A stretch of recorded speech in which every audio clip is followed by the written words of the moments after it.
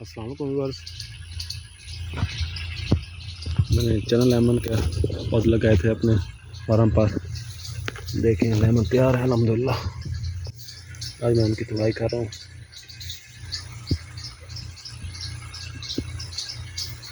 ये पककर yellow colour के होते हैं, लेकिन अभी मैं तोड़ा इनमें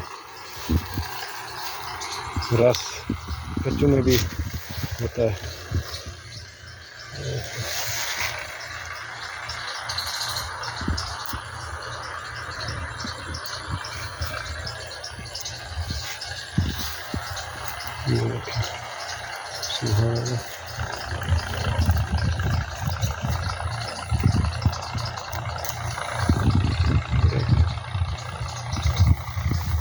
ये लेमन की सदाबहार रहती है,